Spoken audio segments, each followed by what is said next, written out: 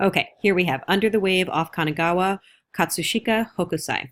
If we look at the time period here, 1830 to 1833, this is during the Tokugawa shogunate. If you remember this from, modern world, AP world, this is a period of stability in Japan from 1615 to 1868. That's also known as the Edo period. Now, while we have this political stability, the cost of this is that it's a very, very highly rigid Neo-Confucian society, right? So there are lots and lots and lots of rules. And if we also remember, during the Tokugawa shogunate, there's very little contact with the world outside of Japan, with the only Europeans that are allowed any kind of trading access into Japan are the Dutch. Okay, so let's talk about this print in particular. So here's a little bit better.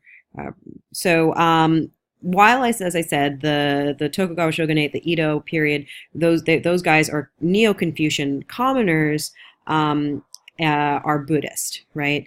So there is this idea, this Buddhist idea about the fleetingness of life, right? That like of impermanence. And part of this then can kind of translates into like, well, if life is fleeting, you should enjoy it while it lasts. Think about the cherry blossom on the tree, right? The cherry blossom is so beautiful, but it's only going to be in bloom for just a few fleeting days, and then it's gone. So enjoy it while it's there.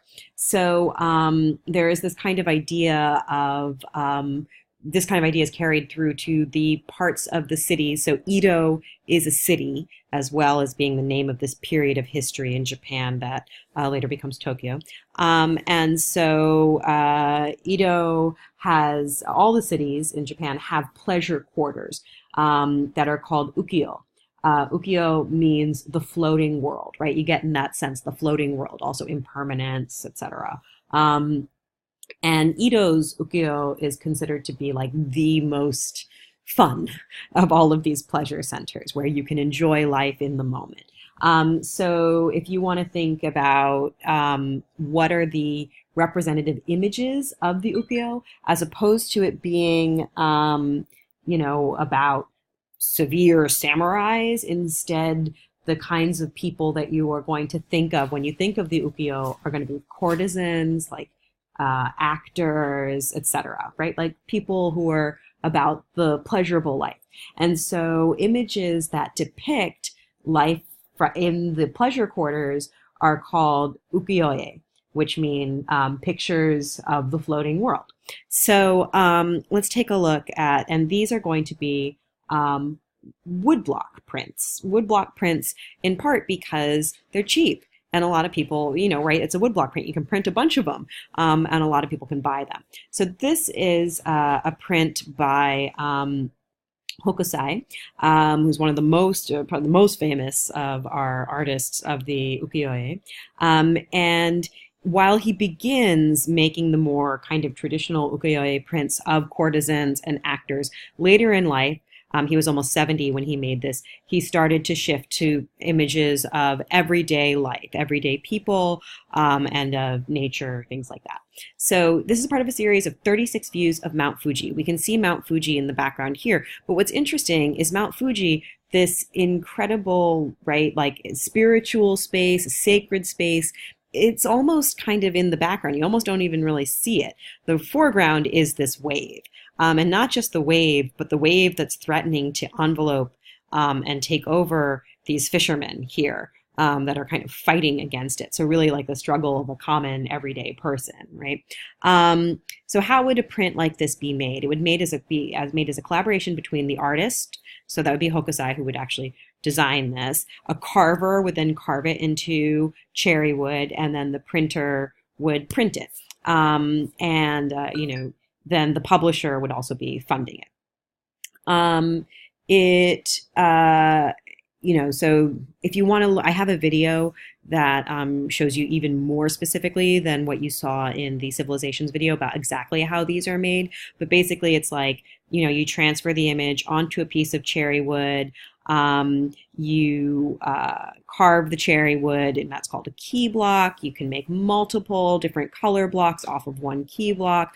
The water-based ink is brushed onto the block, and then it's transferred onto paper. Sometimes it's brushed on a little unevenly, so you can get gradients of color in the print.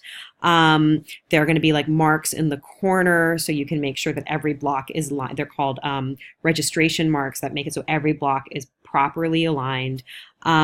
So there's that. Specifically, when we look at Hokusai, he does have some, even those, remember, Tokugawa shogunate, we don't have a ton of contact outside of Japan, but he would have seen through the Dutch trade some oil paintings. And so we see a little bit of the influence of European style linear perspective here and the way that he's constructed the scene. I mean, it's a Japanese take on linear perspective, but also this low horizon line would have been something that he saw in European prints. He also is really interested in this color, this blue color, which we would call Prussian blue, which is a color of blue that he would have seen in Dutch images or in European paintings that the Dutch would have brought to Japan. Now, the last bit to talk about here is why are we looking at this in Euro art? And the reason for this is that this particular print and these ukiyo-e prints almost become more popular in Europe than they do in Japan itself. They're very appreciated in France. Like, the first book of Hokusai's work is published in France, not in Japan. The people who are buying this in Japan are like tourists and stuff, like, right? They're coming to go see Mount Fuji, and then they're gonna buy a print to remember their time. But in Europe, it becomes like a mark of the artists and the elites to appreciate this work. In 1853, Japan is quote unquote opened by the U.S. by Commodore Matthew Perry. So, that super free market where we force trade. And in 1855, there's a trade agreement with the U.S., England, France, and Russia, and Japanese art starts becoming available in the West, readily available in the West. So there are books printed, there are exhibitions of Japanese art in Paris, there are little tchotchkes being sold everywhere, fans and scrolls and lacquer boxes, and people buy these and put them in their houses. And it becomes very fashionable for art collectors, so people who have been collecting European art, to start collecting Japanese art as well and having Japanese art in their collections. This obsession is called Japonisme. So they are very, Europeans just are very interested in the use of the way that perspective is used in these ukiyo-e prints, and the way that color is used, the simplicity, the elegance, the craftsmanship, all of that is super interesting. And of course, we're going to see that specifically in the work of Mary Cassatt and how influenced she was. So let's move on to that very quickly.